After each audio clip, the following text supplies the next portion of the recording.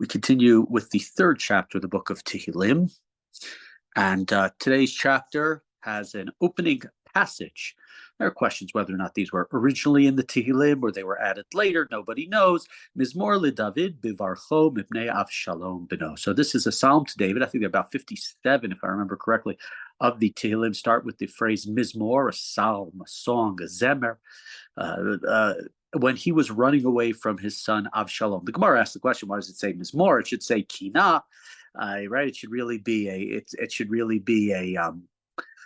horrific thing. But this is, sort of showing David's appreciation for for God. There are those who say, well, David was thankful that the person who rebelled against him when he was punished was from his house and not from somebody else who would have mercy. Okay, let's see what David says here. Just so we remember, this was following the sin of Bathsheba. David slept with Bathsheba when she was a married woman, had her husband killed, and afterwards, after chapter 12 in the book of Samuel, his life goes down the tubes. And amongst the things, the moment where it gets at its worst is where his son Avshalom rebels against him, and David has to run away. And perhaps that is what presumably that's what this chapter is referring to. Adonai, ma rabutzarai, rabim kamim alai. Lord, my foes are so many of those who are attacking me. Rabim omrim lenafshi ein yeshuata lo ve'elohim selah. There are so many who are saying to me, deliverance is for him through God. And so here, just a few things. If we want to point specifically back to the book of Shmuel, Hushai reports to David that there's so many people who are against him. Right? It's clear that a lot of the country has gone to the side of Avshalom. Avshalom has the wisest of all the people, Achitophel, with him. So it's not so simple that David thinks he's going to be able to survive this. And a lot of people is ein yeshuatan. Let's keep that word Yeshua, right? There's no deliverance. This word selah is an interesting word. It's not clear what it means. It seems to be some sort of musical note. I believe it's only in Tehillim, and then it was back in Habakkuk. But in Habakkuk, where it was with a chapter that was sort of a prayer, a psalm similar to the other chapters in Tehillim. So it's probably a musical note. There are others who say that it means forever, stresses things. It's not clear. We'll see it's used 3 times in this chapter. Right. So let's see, think of this being played to music, and this is sort of like the end of the first part, and some sort of, whether it's a 3-second musical interlude or whatever it might be, Selah perhaps signals that. Continuing to verse 4, V'ata Adonai magain ba'adi, kvodi umeirim roshi. But you, God, are a shield to me, right? You are my glory, who holds my head high, right? David is held up by God. David knows that he's going to survive this, even though he's surrounded by enemies, because he has God with him. Now you think about the word Selah. Selah starts with a samach. Samach is like to somech, means to steady yourself with, right? David, you could almost say like he knows he can be somech. He could, the first letter of the word Selah, he could be somech onto God. Koli el Adonai ekra vayaneni mehar kadsho Selah. I cry out to God and he answers me from his holy mountain. When David is on his way out of running away from Avshalom, it talks about him, I believe, sleeping in a mountain, and so we're on top of a mountain. And so here we have, something just went wrong with my chapter. Here we have David talking about the mountain of God, which could be referring to Yerushalayim. In the book of Shmuel, God has not yet chosen Yerushalayim as his place where there will be a mikdash. That is in the last chapter of the book of Shmuel. It certainly appears that that's not the last thing that happens in the life of David before his passing. It seems to be that it's something that happened earlier. It was placed there for a different reason. And if we think about the book of Shmuel, it begins with the destruction of the temple of Shiloh, those stories, and it ends with God saying, okay, this is going to be my place. So there's a reason why that chapter is placed there in the end. It's about God saying, I'm not going to be in Shiloh, and finally now God saying, yes, his place.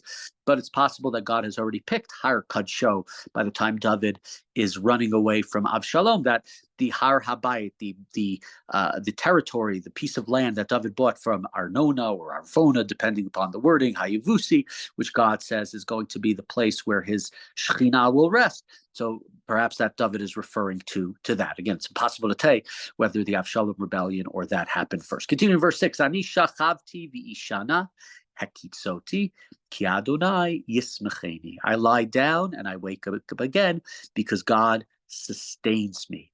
Right? People, they lie down. You get scared. You lie down. You're not involved anymore. You think a little bit about life or a lot about life. Your worries come. And here, like we said, I was saying, Selah, Somech, God is being Somech. God can sustain. David can lean upon God, as David would have needed to do during the time when he was running away from Avshalom. He accepts his punishment. He realizes he made a terrible, terrible error, terrible mistake, and he is suffering for it. But he sees it back in those chapters when some of his generals, Yoav ben Sruya and others, want to go kill this person, Shimi ben Gera, who's cursing him. David says, this is a punishment from God. Let me get this part of the punishment. Let me sort of get it over with. This is what God wants for me. So David is relying and understanding that God is sustaining. Lo irara mi rivavot am asher saviv shatu alai. I have no fear of the many forces that are against me on every side, on all different sides. And again, that could be referring to, the many people who joined with Avshalom, as is reported. Huma Adonai hoshieni Elohai. He kitet koloivai lechi, shine rishaim shibarta. So stand up, God, and deliver me, right? Deliver me from my enemies, slap the face of my enemies, break the teeth of the wicked. Earlier in the chapter, back in verse number 3, right? Many said to me, Ein Yeshuata. As we point out, there's no deliverance for him through God. God's not going to come and deliver him. But here in verse 8, right? Rise up, God, and deliver me. And that, of course, we know that David is delivered. David doesn't want to accept it. He's very upset back in those chapters when Avshalom is killed. He wants his son to be alive, but his general Yoav decides that's on his own and protecting, we could say, the kingdom. Yoav decides to kill Avshalom against David's wishes. David is asking for his enemies to be slapped in the face, to have their teeth broken. Maybe he's referencing here, Avshalom, maybe he needs to be punished. Maybe he needs to be injured. Maybe he doesn't need to be killed completely. He's still my child. David, of course, cries and laments over Avshalom. And so here we see the Yeshua is coming, and maybe David's hope for the Yeshua is not complete destruction of Avshalom. And finally, a verse that we know, Ladonai hayeshua alamcha birchatecha Selah. Deliverance is God's. It's a blessing upon your people.